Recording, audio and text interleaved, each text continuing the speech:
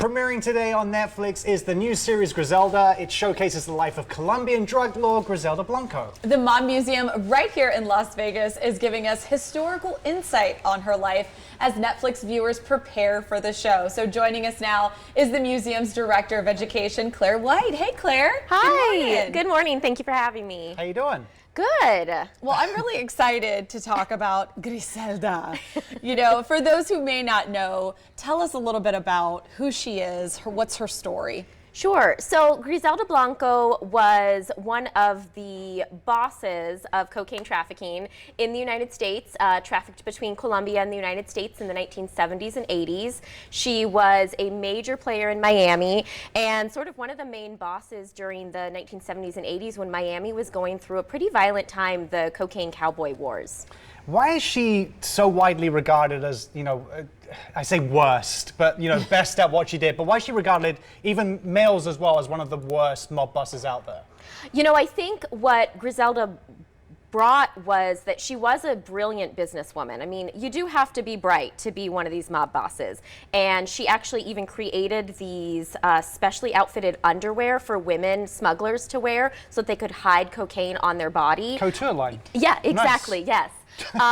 But there's also a very dark side to her. She was very violent, even by the standards of, high-level male mob bosses. She was one of the most violent. She is credited with either committing or calling for nearly 200 murders. So she was not afraid to get very dark, very violent. And I think it's interesting, too, because a lot of, I think, what sort of she's renowned for and even known for is the fact that she was a woman mob boss in that kind of ring. So you guys have a lot of really cool things at Mob Museum, including the 100 Years of Made Men exhibit. So I think you call it the Hall of Shame, right?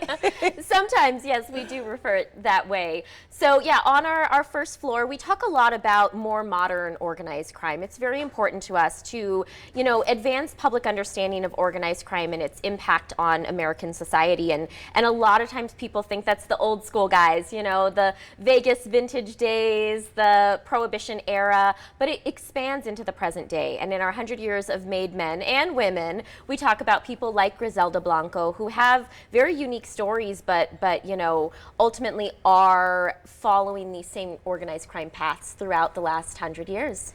Talking of Griselda, I know we touched briefly on what made her so terrifying and some of the things she did. I don't want to use the word inspiring because it really shouldn't be that word, but you know what I mean? She as a female, she was innovative. She was innovative, yeah. Are there certain aspects of, despite what she was attached to, that's kind of like incredible and impressive about what she managed to pull off being a woman in that kind of industry, if you want to give it a word as an industry? I definitely think that as a woman, you credit her with a lot of business acumen, a lot of courage to do what she did. I definitely think that that's fair. But at the Mob Museum, it's really important to us that people are not glorifying these individuals. Right. When you watch the show, which will be incredible, I'm sure, keep in mind that this is a real person and the real things that we see on the screen might even be sanitized. There was a lot of violence and a lot of, push to get to the top. Glamorizing the crimes. Yeah, we don't want to do that. Right. With the museum, what can people sort of learn about her story when visiting?